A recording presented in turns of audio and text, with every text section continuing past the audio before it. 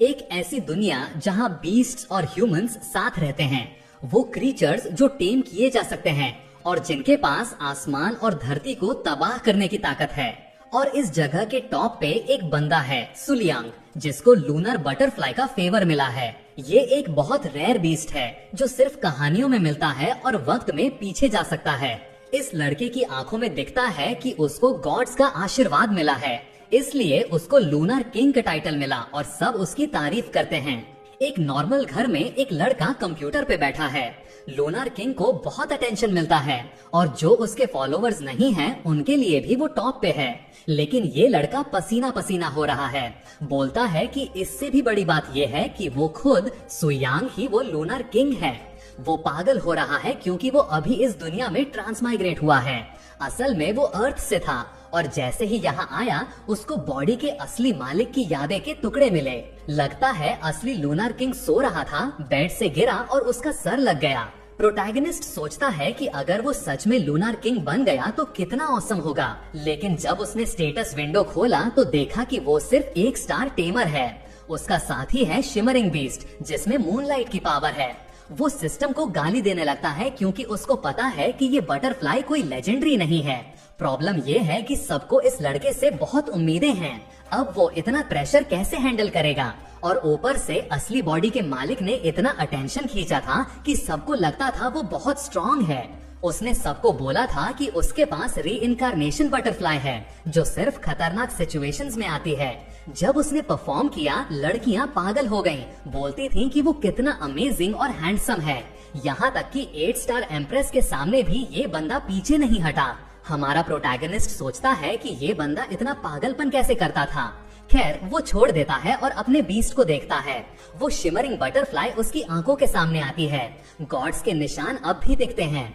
जब ये उसके चेहरे के पास आती है वो बोलता है कि ये क्यूट है, लेकिन जल्दी ही उसका चेहरा बदल जाता है जब उसको पता चलता है कि ये कितनी यूजलेस है। उसको पता है कि 3 साल बाद एक बड़ी लड़ाई होने वाली है, लेकिन असली प्रॉब्लम ये है कि वो अकेडमी के लोगों को भी नहीं हरा सकता।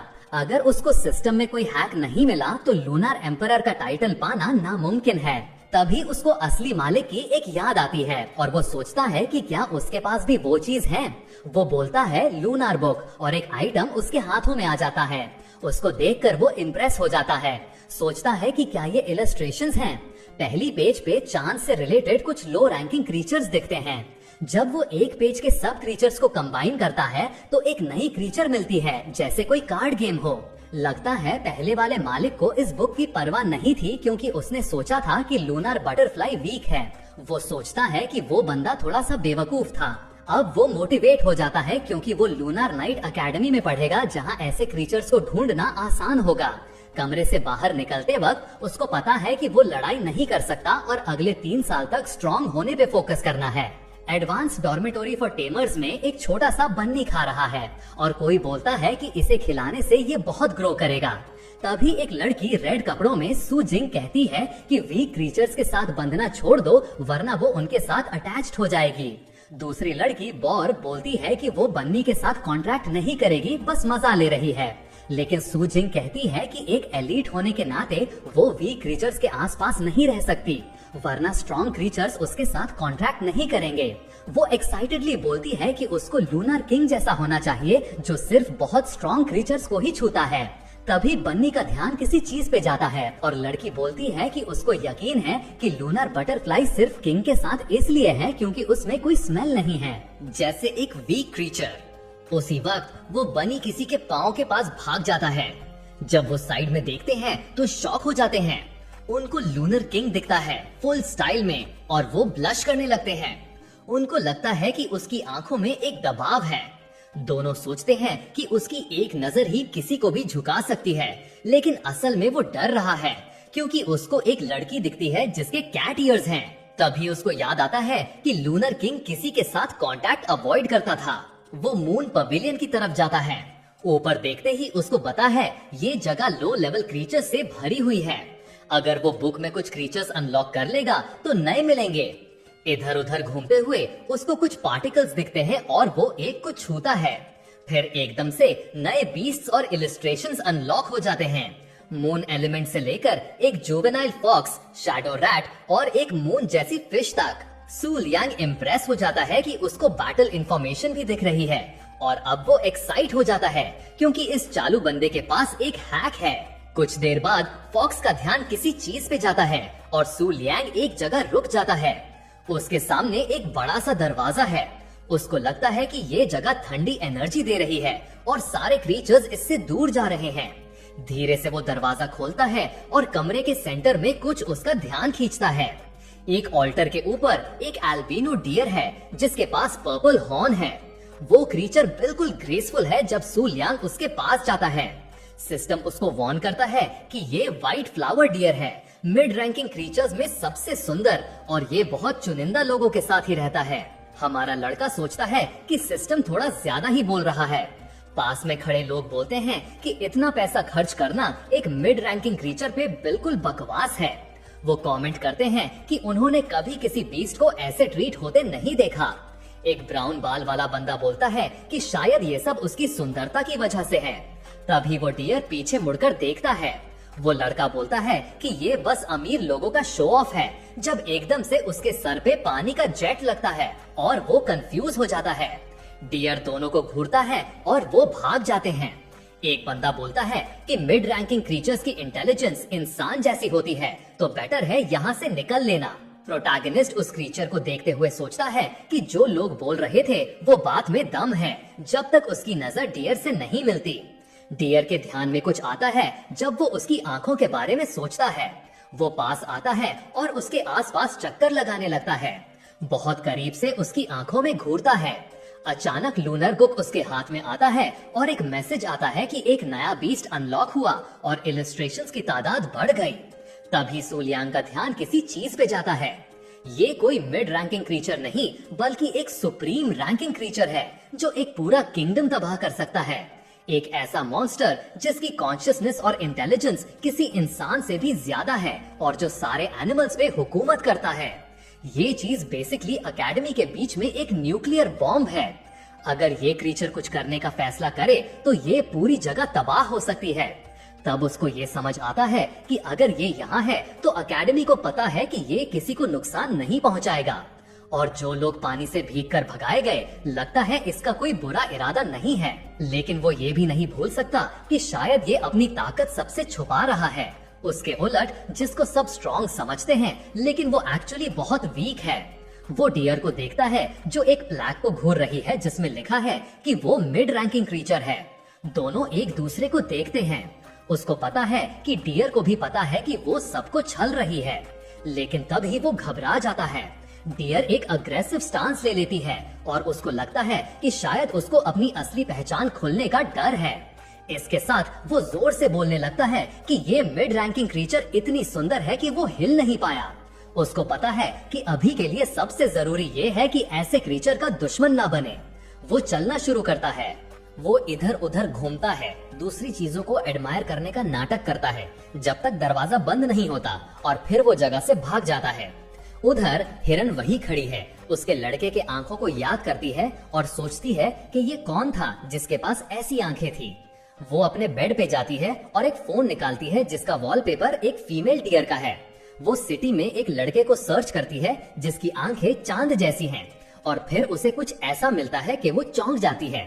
इधर टैमर के डॉर्मेट्री में वो थक गया है, सोच रहा है कि स्कूल वालों की हिम्मत कैसे हुई जू के बीच में टी रेक्स रखने की। और बुरा ये कि उस क्रीचर का लुक भले दिनों जैसा हो पर वो उससे भी ज्यादा खतरनाक है। खुशकिस्मती से उसकी उससे वही मुलाकात हुई, वरना अगर ये जंगल में होता तो उससे बचने के लिए एक सुप्रीम रैंकिंग बीस्ट चाहिए होता। और सबसे बुरी बात ये कि उसके अपने क्रीचर सबसे नीचे के रैंक के हैं। तभी उसे ये ख्याल आता है कि जिसे भी वो छू लेता है उसकी एबिलिटीज देख सकता है। फिर वो अपना थोड़ा सा सिली स्पीच देता है कि सब कुछ उसके हाथों में है। वो डिसाइड करता है कि एकेडमी के एक और बीस्ट के साथ इसे कंफर्म करेगा, पर रास्ते में उसे वो खरगोश दिखता है और वो सोचता है कि ये वही है जो सुबह दिखा था। उसको अजीब लगता है कि ये क्रीचर इतना काम है क्योंकि लूनर मॉन्स्टर्स रात में ज्यादा एक्टिव होते हैं। खरगोश बड़ा क्यूट और शांत उसकी तरफ देख रहा है और हीरो सोचता है कि क्या ये भी कोई जबरदस्त पावरफुल क्रीचर है। वो आराम से उसे टच करता है ताकि इन्फो मिले, जैसे ही वो छूता है कुछ नहीं होता और उसे पता चलता है कि ये क्रीचर लूनर फिजिक वाला नहीं है। इसका मतलब ये सिर्फ फुल मून नाइट पे स्ट्रांग होता है और बाकी टाइम ये लो रैंकिंग क्रीचर से भी वीक है। वो सोचता है कि कितना बेवकूफ था जो 2 सुपर स्ट्रांग मॉन्स्टर्स मिलने की उम्मीद लगा बैठा। तभी किसी का खाना गिरता है और एक फोन जमीन पे गिर जाता है। कुछ उसका ध्यान खींचता है पर उसे नहीं पता कि उसे बेयूर देख रही है। वो सोचती है कि क्या सच में लूनर किंग एक वीक क्रीचर को प्यार से सहला रहा है। वो डॉर्मेट्री वापस जाती है। जिंक पूछता है कि क्या हुआ और कैट गर्ल सवाल करती है कि क्या चांस है कि लूनर किंग को छोटे मॉन्स्टर्स पसंद होते हैं। उसका दोस्त कंफ्यूज हो जाता है पर वो हंस के बोलती है कि मजाक कर रही थी। अपने रूम में जाके वो सोचती है लूनर किंग का वो जेंटल एक्सप्रेशन याद करती है जो उसने खरगोश के साथ दिखाया और सोचती है कि क्या सिर्फ वही उसका ये साइड जानती है। सूले को पता है कि उसे ऐसा करते देखा गया पर उसे ज्यादा परवाह नहीं। वो सोचता है कि लड़कियों को ये पसंद आ सकता है। वो अपने रूम की तरफ जाता है क्योंकि सोने का टाइम हो गया पर तभी कुछ उसका ध्यान खींचता है। खिड़की पे एक डेंजरस डीमन है। वो डर जाता है क्योंकि उसे नहीं पता ये कौन है। प्रॉब्लम ये कि ये ह्यूमन नहीं बल्कि ह्यूमनॉइड बीस्ट हो सकता है। सबसे बड़ी बात उसे ऑपरेशन का एहसास होता है। जैसे ही वो पास आती है उसकी ताकत समझ नहीं आती जब तक कि वो उसके सामने घुटने टेक नहीं देती और लूनर किंग और लूनर गॉड को सलाम नहीं करती। वो अपनी यादों में झांकता है, रियलाइज करता है कि उसे इसे जानना चाहिए। वो जानता है कि ये उसके बनाए ऑर्डर की 4 मून्स में से एक है पर ये कौन है ये नहीं पता। वो चुप रहता है और बेचारी लड़की पसीने से तर हो जाती है। सोचती है कि लूनर किंग का चुप रहना भी डर वाला है। उसको उसका नाम नहीं पता तो बस पूछता है कि क्या चाहिए। लड़की बोलती है कि black lunar order central region में खास करके पैलेस ऑफ द गॉड्स में बड़ा एक्टिव है। जूलियन जिसको कुछ समझ नहीं आ रहा पीठ फेर लेता है। वो पूछती है कि क्या प्रॉब्लम है। हमारा लड़का बोलता है कि चुप रहे क्योंकि वो चीजें याद करने की कोशिश कर रहा है। थोड़ी देर बाद उसने इंटरनेट पे सब कुछ देख लिया और बोलता है कि याद आ गया। अब उसे समझ आता है कि बात ये नहीं कि उसे पता नहीं था, अगर तो ये बॉडी का असली मालिक उससे कोई परवाह ही नहीं थी। वो लड़की समझाने की कोशिश करती है कि ब्लैक लूनर ऑर्डर कोई बड़ी प्रॉब्लम नहीं है, असली दिक्कत है पैलेस ऑफ द गॉड्स का इन्वॉल्व होना। ये नाम सुन के हीरो का ध्यान खिंच जाता है। Lunar palace of the gods, ये वो जगह है जहाँ हजारों लेजेंडरी बीस्ट रहते हैं पर ये लोग 1000 साल से स्ट्रॉन्ग होते आए हैं। लेकिन पिछले 3 सालों में डबल मून ऑर्डर ने सब कुछ बदल दिया। वो लड़की बताती है कि 4 मून्स का ऑर्डर अटैक करना चाहता है। प्रॉब्लम ये कि उसका डिफेंस करने वाला कोई नहीं है। जुलिम चुप रहता है और बोलता है कि वो आगे बढ़ सकती है क्योंकि मूनलाइट में उसे कोई खतरा नहीं। लड़की एक्साइट हो जाती है, बोलती है कि उसे बात समझ आ गई। ये लूनर गॉड का एक फेमस डायलॉग है। सबको लगता है कि बटरफ्लाई की वजह से उसे कोई रिस्क नहीं। ये बोल के वो चली जाती है और हमारा लड़का चुप रह जाता है। उसको समझ नहीं आता कि इस बॉडी के पहले वाले मालिक को ऐसे क्रिंज बातें बोलने की हिम्मत कहाँ से आई। और बुरा ये कि वो इधर उधर अजीब से डायलॉग्स बोलता फिरता था, जैसे मुझे लूनर गॉड की प्रेजेंस फील हो रही है, या चंद मेरा साथ देता है, या चंद उड़ेगा चमकेगा। हीरो बिल्कुल लॉस्ट है क्योंकि वो अभी अभी ट्रांसमाइग्रेट हुआ है और ये सब प्रॉब्लम्स उसके दिमाग में घूम रहे हैं। खैर, कम से कम पैलेस ऑफ द मूनलाइट के बारे में टेंशन लेने की जरूरत नहीं लगती। बस एक ही प्रॉब्लम है, उसके पास असली बटरफ्लाई नहीं है। तो बेसिकली उसके पास कोई बॉडीगार्ड नहीं। अगर इस सिचुएशन में उस पे अटैक हुआ तो वो बड़े बेवकूफी से मर जाएगा। तभी उसे कुछ याद आता है। उसने एक बुक में इतने सारे क्रीचर्स अनलॉक किए हैं तो कम से कम एक नया तो मिल सकता है। बुक में लिखा है कि वो पहला एक्सचेंज शुरू कर सकता है और ये सुन के वो एक्साइट हो जाता है। सिस्टम वॉर्न करता है कि जो क्रीचर मिलेगा वो रैंडम होगा। जब क्रीचर आएगा तो वो उसे रजिस्टर कर सकता है या वापस सिस्टम को देके कुछ एट्रीब्यूट्स ले सकता है। हमारा लड़का खुश हो जाता है क्योंकि इससे वो अपने आप को स्ट्रॉन्ग कर सकता है, न कि सिर्फ क्रीचर्स रखे। पर उसे जल्दी है लिस्ट के सुप्रीम रैंकिंग क्रीचर को पाने की, ताकि उसे किसी से डर ना लगे। ये सोच के वो सब गॉड से दुआ मांगने लगता है। एक्साइट होके बोलता है कि सुप्रीम बीस्ट ढूंढेगा। वो बटन दबाता है, बुक से एनर्जी निकलती है, एक चमक उसे अंधा कर देती है। पेजेस अपने आप पलटने लगते हैं और सिस्टम बोलता है कि एक क्रीचर अनलॉक हो गया। वो बेचैन है जब तक उसे एक ट्रांसलूसेंट मूनलाइट क्रीचर नहीं मिलता।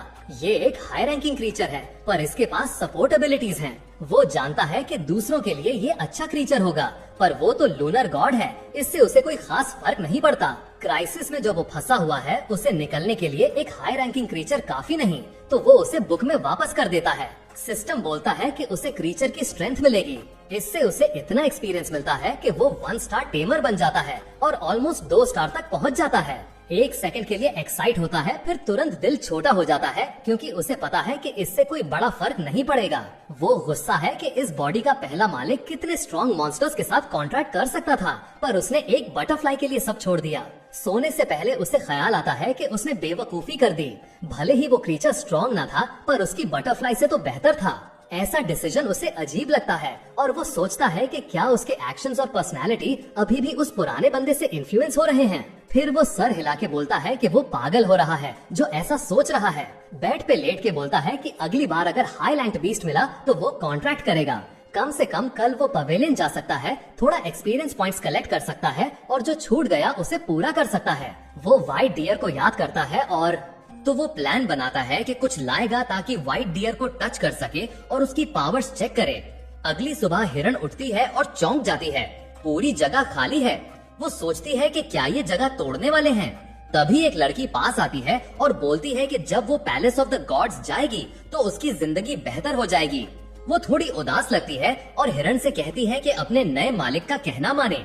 बेचारी हिरन डर जाती है, सोचती है कि उसे बेच दिया गया, वो भी लूनर गॉड के पैलेस में। इधर उधर घूमते हुए 2 लड़कियां जो काम के लिए ठीक ठाक कपड़े पहने हैं बोलती हैं कि ये कितना अजीब है कि लूनर गॉड यहाँ पड़ता है। एक नीली बाल वाली लड़की दूसरी से कहती है कि ट्रबल मत करो, मिशन पे फोकस करो। वो पलट के बोलती है कि उसे पता है कि वो लोग सिर्फ व्हाइट फ्लावर डियर लेने आए हैं। तब एक हरी बाल वाली लड़की जो अपना नाम सिंह बताती है कहती है कि वो पवेलियन की मालिक है। वो दोनों लड़कियां अपना इंट्रो देती हैं, बोलती हैं नाइट इज इटर्नल, जिसे किंग को लगता है कि ये दोनों बड़ी एटीट्यूड वाली हैं। सिंह उन्हें अंदर बुलाती है क्रीचर देखने के लिए, पर नीली बाल वाली बोलती है कि उसने तो ऑनलाइन देख लिया है, बस जल्दी से लाओ, वो 10 गुना दाम देंगे। ये सुन के किंग चौंक जाता है। वो जानता है कि व्हाइट डियर बड़ी रेयर है, तो मौका देख के सिंह बोलती है कि ये हिरन पवेलियन के असली क्रीचर का डिसेंडेंट है, इसलिए वो इसे सुप्रीम क्रीचर की तरह ट्रीट करते हैं और 10 गुना दाम काफी नहीं। लाल बाल वाली लड़की बोलती है कि डिसेंडेंट होने से क्या फर्क पड़ता है, ये तो बस मिड रैंकिंग क्रीचर है। पर उसकी बहन उसे चुप कराती है और पूछती है कि 20 गुना दाम चलेगा क्या। ये सुन के लाल बाल वाली चौंक जाती है और सिंह का इंटरेस्ट बढ़ जाता है। पर लाल बाल वाली अपनी बहन के पास जाती है और बोलती है कि 20 गुना दाम उनके बजट से बाहर है। नीली बाल वाली के पास एक क्रीचर है, मून्स वॉइस, जो वॉर्न कर रहा है कि कोई बड़ा खतरा आने वाला है। उन्हें ये क्रीचर चाहिए ताकि पैलेस ऑफ द गॉड्स की हिफाजत हो सके, इसलिए वो और भी ज्यादा दाम देने को तैयार है। पर तभी उसे कुछ महसूस होता है, एक ऐसा प्रेशर जो किसी को भी कुचल दे। उसे पता है कि ये सिर्फ लूनर किंग ही कर सकता है जो पवेलियन की तरफ आ रहा है। वो कांपने लगती है, सोचती है कि वो यहाँ क्यों आया, और उसकी लाल बाल वाली बहन तो रिएक्ट भी नहीं कर पाती। उसकी बहन की दिमागी हालत खराब हो जाती है। वो बार बार बोलती है कि उसकी आंखों में मत देखो, पर जब वो पलटती है चौंक के बेहोश हो जाती है। नीली बाल वाली शांत खड़ी रहती है, बोलती है कि उसने उसे पास से देखा। स्वैंग दोनों के पास आता है और घूरता है। दोनों सर झुका लेती हैं। बेचारी लड़की को हिम्मत नहीं होती सर उठाने की, जैसे कोई असली गॉड के खिलाफ जा रही हो। दोनों डरते हैं कि वो कुछ कर ना दे, पर स्वैंग वहाँ खड़ा है, समझ नहीं रहा क्या बोले, क्योंकि कोई हटता भी नहीं। तभी किंग दौड़ता हुआ आता है और उसे बुलाता है। वो पास आती है, बोलती है कि उसका चेहरा देखना एक शान है। वो अपने बाजू पे एक टैटू दिखाती है, कहती है कि 3 महीने पहले वो डबल मून की ब्रदरहुड में शामिल हुई थी। वो बताती है कि ये दोनों लड़कियां लूनर गॉड के पैलेस से मैसेंजर हैं जो हिरन खरीदने आई हैं। वो कहती है कि हिरन का ब्लड लाइन और सुंदरता की वजह से वो इसे बड़े दाम पे बेचना चाहती है। पर स्वैंग को एक बात समझ आती है, किसी को नहीं पता कि ये क्रीचर कितनी पावरफुल है। इतनी रेयर चीज किसी भी दाम पे नहीं बेची जा सकती। ये बोल के वो पलट जाता है और दोनों बहनें फाइनली रिलैक्स करती हैं, जब तक वो बोलता नहीं कि यहाँ से गायब हो जाओ, क्योंकि ये जगह उनके लिए नहीं है। वो कहता है चांद गिरने वाला है। किंग आसमान की तरफ देखता है, सोचता है कि अभी तो सुबह है, चांद कहाँ। पर वो समझती है कि जैसे वो लिटरली बोल रहा हो कि चांद गिरने वाला है, मतलब एक बड़ा डिजास्टर आने वाला है। नीली बाल वाली बहन को लगता है कि उसे इसके बारे में कुछ पता है। सब कुछ चल रहा था गॉड्स के पैलेस में, जब एकदम से रेड हेड बोलती है कि मून वैसे तो नहीं गिरने वाला, लेकिन उसके वर्ड्स थोड़ी लड़खड़ाते हैं। क्राउड बोलता है कि उसको मून गॉड के चोजन वन के खिलाफ बोलना नहीं चाहिए, और तभी वो डर जाती है जब हमारा लड़का अपनी मूनलाइट आंखों से बस घूरता है। वो कांपने लगती है और वो लड़का चल देता है। रेड हेड अपनी बहन के बाहों में गिर जाती है, जो सोचती है कि अगर मून गॉड इन्वॉल्व है तो उस क्रिएचर को भूलना पड़ेगा। लेकिन जैसे ही लड़का जाने लगता है, उसको पता है उसने एक बड़ी कलामिटी के बारे में बात की थी। किंग को याद आता है कि लड़कियों ने कहा था मून कभी नहीं गिरेगा, लेकिन उनकी बेइज्जती देखकर रेड हेड बोलती है कि वो तो कब के गिर चुके हैं और असली इटर्नल मून बस मून किंग ही देख सकता है। हमारा लड़का फाइनली रिलैक्स करता है, सोचता है सबको लगता है उसमें कुछ पावर है और उसका फायदा भी है। उसे नहीं पता कब उसका सीक्रेट खुल जाएगा, लेकिन अभी के लिए तो डियर को काम रहना है। इतने में स्टाफ हॉल खाली कर रहा है। डियर वहाँ बोलती है, मेरे सामान को क्यों ले जा रहे हो? लोग उसके इस एटीट्यूड से कंफ्यूज्ड हैं। ब्लॉन्ड लड़की इमोशनल हो जाती है, बोलती है कि डियर अपने केयर गिवर को छोड़ना नहीं चाहती। वो डियर के हेड को हग करती है, बोलती है तू कितनी सुंदर है, मैं तुझे विजिट करूंगी। डियर बस यही चाहती है कि वो छोड़े उसे। एक औरत उसके बेड के पास जाती है और बोलती है कि ये भी हटाना है, लेकिन नीचे से उसे एक सेलफोन, मैगजीन और मिरर मिलता है। वो सोचती है ये बीस्ट के पास ये सब क्यों? डियर डर जाती है, बोलती है उसका हिस्ट्री एक्सपोज हो जाएगा। वो मून किंग के बारे में खूब रिसर्च करती है। गुस्से में बोलती है कि उसे ये सब प्रोटेक्ट करना है और एकदम डीमन बन के औरत पे झपट पड़ती है। सेल फोन उड़ के किसी के हाथ में गिरता है। जब वो पलटती है, डर जाती है। हमारा लड़का दरवाजे पर है और सब उसे पहचान लेते हैं। अब डियर टेंशन में है, क्योंकि उसे पता है ये वही लड़का है जो ये सब नहीं देख सकता था। जैसे ही वो देखता है, डर जाता है। डियर छुप जाती है, जबकि वो देखता है कि वो बीस्ट्स और ह्यूमंस के मनस पड़ रही थी। ये फॉरबिडन रास्ता है, लेकिन चाइनीज बंदे तो अनस्टॉपेबल होते हैं। सू लांग फोन फेंक देता है और बोलता है सेल कैंसिल, सब निकल जाओ। वो वार्न करता है कि सनसेट के टाइम डबल मून वाले कोई भेजने वाले हैं ये जगह खरीदने। लोग शॉक में हैं कि वो पूरी जगह खरीदना चाहता है। सू लांग एक्साइटेड है। स्ट्रैटेजी थी लो रैंकिंग क्रीचर्स लेने की, लेकिन सुप्रीम रैंक का चांस कौन सोच सकता था? Best strategy tactical retreat. लोग कंफ्यूज्ड हैं कि ये सब क्या हो रहा है। बोलते हैं किसी ने नहीं सोचा था कि मून किंग खुद सब कैंसिल कर देगा। औरत बोलती है उसे फोन में क्या था जो किंग ने देखा, उसमें ज्यादा क्यूरियोसिटी है। तभी डियर वहाँ आती है, फोन अपने मुंह में दबाती है और भाग जाती है। सब बीस्ट्स के पास से गुजर जाती है, सोचती है कि ये डैम किंग ने उसकी पूरी आइडेंटिटी और हिस्ट्री सुन ली। वो भागना चाहता है, लेकिन डियर उसे पवेलियन से जाने नहीं देगी। वो कमांड करती है रुक जा, बोलती है उसे पता है उसने सब कुछ देखा। उसकी आवाज सुन के लड़के को लगता है ये लड़की है और अब वो रीडिंग सेंस बनाती है। डियर वॉर्न करती है अगर तूने किसी को सीक्रेट बताया मैं तुझे छोड़ूंगी नहीं। वो रुकता है और डियर सोचती है क्या उसने उसे धमकी दे दी, लेकिन सू लांग बोलता है इंटीमेट सीक्रेट्स रिवील करने की टेंशन मत ले। डियर डर के मारे अजीब सी लगती है। वो बोलता है उसने उसका ध्यान खींचा, लेकिन डियर बोलती है मैं इसलिए नहीं डरती क्योंकि तू मून किंग है। अगर तूने किसी को बताया मैं जहाँ भी तू होगा वहाँ पहुँच के तुझे खत्म कर दूंगी। सू लांग जानता है कि सुप्रीम लेवल क्रीचर्स को पता चल जाता है जब उनका नाम पास में बोला जाता है। भाई ये क्रीचर्स के पास कुछ सॉलिड पावर्स होते हैं। वो पूछता है कि क्या हर बार जब वो उसका नाम लेगा वो ऐसे ही उसके सामने पॉपअप करेगी। वो गुस्से में चिल्ला के बोलती है हाँ भाई, पर फिर सोच में पड़ जाती है कि ये ऐसे क्यों बोला।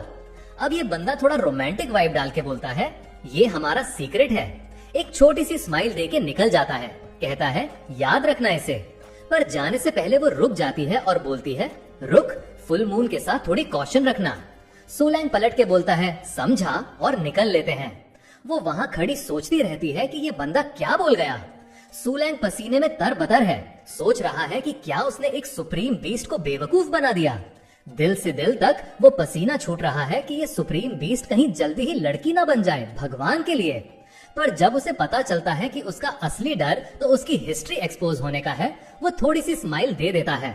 बस एक चीज उसे थोड़ी वियर्ड लगती है, ये फुल मून वाली कॉशन। अगर वो मान रही है कि वो मून गॉड है तो कुछ तो पक्का वियर्ड चल रहा है। घर पे वापस आके वो सोचता है कि आगे क्या होगा। सबसे बड़ी प्रॉब्लम उसके पास कोई बॉडीगार्ड नहीं है, तो अब जरूरी है कि वो अपनी टीम को थोड़ा बूस्ट करे। इधर लूनर गॉड के पैलेस में जहाँ 10 प्रिंसेसेस का राज चलता है, काम चल रहा है। मैं तो बोलता हूँ ये सारी प्रिंसेसेस थोड़ी ऑफ हैं, सब पतली दुबली टाइप्स। नंबर 4 जो बिल्कुल वैसी ही है, पूछती है कि क्या किंग ने सच में वो बातें बोली। बाकी लड़कियां बोलती हैं हाँ भाई। वो कहती है चलो एडजस्ट करो और तैयारी करो। पर टेबल पे बैठी दूसरी औरतें उसे गालियां देने लगती हैं, बोलती हैं कि वो गलत है। एक रेड आर्मर वाली बोलती है पवेलियन में उसकी एंट्री का मतलब कुछ तो है। सब ये कंक्लूड करते हैं कि एक मोनार्क लेवल का क्रीचर तो पक्का है। एक गंजी वाली बोलती है कि कुछ बड़ा होने वाला है जो शायद लूनर पैलेस भी नहीं झेल पाएगा। लोग पूछते हैं कि क्या फोर्थ प्रिंसेस उसके साथ कोऑपरेट करेगी। वो सवाल करती है कि क्या वो सच में सोचते हैं कि जब वो मोनार्क के साथ कॉन्ट्रैक्ट साइन करेगा तब भी उसे हरा देंगे। कोई जवाब नहीं देता और वो पूछती है क्या तुम लोग डर गए। तब एक बंदा बोलता है मून किंग ही नहीं, मून लाइट का फेवर तो और भी लोगों को मिलता है। अब जब सू लैंगली अपने ग्रुप के सारे पैसे लगा के एकेडमी से बीस्ट खरीद लिए, नॉर्थ वाले लोग सवाल उठाने लगे कि ये बंदा क्या कर रहा है। ज्यादातर लोग सोचते हैं कि वो वीक क्रीचर्स को अब्सॉर्ब करेगा अपनी एनर्जी वापस पाने के लिए, जो इस बात का साइन है कि उसके अंदर का मॉन्स्टर जागने वाला है। इन रूमर्स के वजह से नॉर्थ में लोग काफी अनईजी हैं, पर वो बंदा जिससे सब डर रहे हैं अपने रूम में गाचा खेल रहा है, नए क्रीचर्स रिलीज कर रहा है। अब ये क्यों पेपा पिग रिलीज किया ये तो समझ नहीं आता। खैर वो एक हाई रैंकिंग क्रीचर मिलने पे एक्साइटेड है। पवेलियन के हेल्प के बावजूद उसे बस यही मिला है। लो या मीडियम रैंक वाले क्रीचर्स तो पॉइंट्स के लिए ट्रेड करने के सिवा कुछ काम के नहीं। और ये बोला था कि अगला हाई रैंकिंग क्रीचर के साथ कॉन्ट्रैक्ट करेगा, पर ये लेक वाला मून क्रीचर सपोर्ट टाइप लगता है। बॉडी के ओनर को कोई मेमोरी नहीं और इंटरनेट पे भी इसके बारे में कुछ नहीं है। उसे ये बड़ा वियर्ड लगता है कि एनसाइक्लोपीडिया में भी इसके बारे में कुछ नहीं है। जब उसे पता चलता है कि उसे एक लेटर मिला है, वो लूनर बुक चेक करता है। बुक बताती है कि ये क्रीचर कोई भी शॉक या फ्लक्चुएशन अब्सॉर्ब कर सकती है और सारी एनर्जी स्टोर कर लेती है। वो इम्प्रेस हो जाता है जब उसे पता चलता है कि ये क्रीचर 13,000 साल पुरानी है, मतलब लूनर पैलेस से भी पुरानी। इसलिए एनसाइक्लोपीडिया में इसके बारे में कुछ नहीं है। यहीं से उसे एक आइडिया आता है, अगर ये क्रीचर किसी को नहीं पता तो कोई नहीं सोचेगा कि ये वीक है। चूंकि इन्फो लॉस्ट है, किसी को नहीं पता कि ये किंग लेवल का क्रीचर है या नहीं। और आखिर में उसके लिए जो लड़ नहीं सकता, ये एबिलिटी शायद काम की है। बस वो आंखें बंद करता है और कॉन्ट्रैक्ट साइन कर देता है। उसने चमकती हुई बटरफ्लाई को वापस बुलाया और अगले ही सेकंड वो खुद को एक लेक के नीचे पाता है। उसके नीचे वो लड़की पानी में रिफ्लेक्शन दिखता है और उसको एक अलग सा एहसास होता है जो बाकी हाई रैंकिंग क्रीचर्स से डिफरेंट है। अब ये उसका दूसरा पेट है और वो उम्मीद करता है कि ये कुछ तो मदद करेगा, खासकर जब फुल मून की रात नजदीक आ रही है। उस रात एक बंदा चांद को देखता है और सोचता है कि उसको वहाँ पेट्रोल करने के लिए क्यों चुना गया।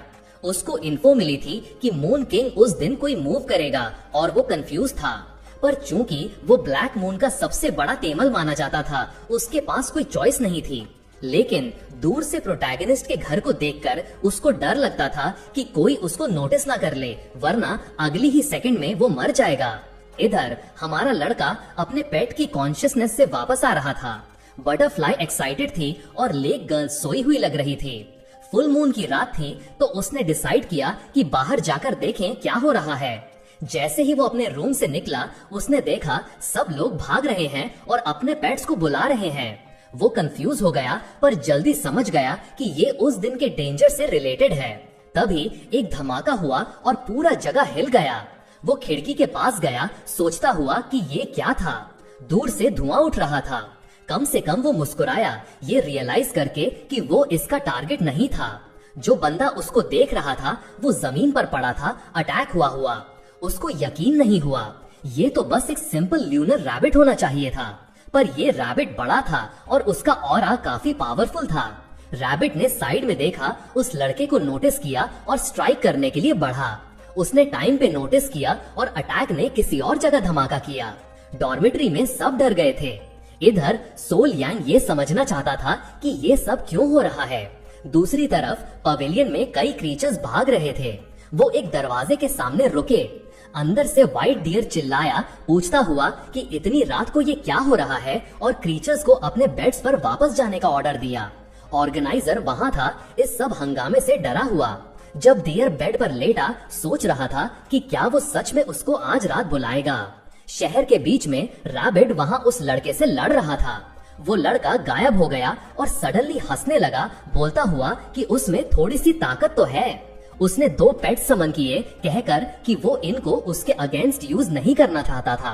उसने वार्निंग दी थी कि अगर मून किंग गुस्सा हो गया तो वो मर सकती है। पर उसको परवाह नहीं थी और वो उसकी तरफ बढ़ी। उसने अपने 2 पेट्स को प्रोटेक्ट करने के लिए यूज किया और बराज ने शहर को स्वीप कर दिया। वो दोनों क्रीचर्स टूट गए, पर उनकी स्किन ने डेब्रिज एब्सॉर्ब कर लिया और अगले सेकंड में वो वापस आ गए। लड़के को रियलाइज हुआ कि रैबिट स्ट्रॉन्ग है पर स्लो और ज्यादा स्मार्ट नहीं। 7 और उसके पेट्स मरे नहीं, वो डेफिनेटली सुप्रीम रैंक के नहीं थे, और अगर मून किंग नहीं आया तो लगता था कि वो इसके साथ इन्वॉल्व नहीं थी। इसके बाद वो क्रीचर्स से कूद पड़ा और उनको मून लाइट एब्सॉर्ब करने दिया। वो मर्ज होके एक ब्लैक फिश में बदल गए जिसके ल्यूनर आईज थे। तुरंत उसको सीने में दर्द हुआ और उसने उनको एब्सॉर्ब करना बंद करने को कहा, क्योंकि कोई भी टेमर को केयरफुल रहना पड़ता है कि उनके पेट्स कितनी एनर्जी एब्सॉर्ब करते हैं, वरना वो खुद एक्सप्लोड हो जाएंगे। पर वो एक्साइटेड था, अब कम से कम वो किसी क्रीचर के अगेंस्ट मैक्सिमम पावर टेस्ट कर सकता था।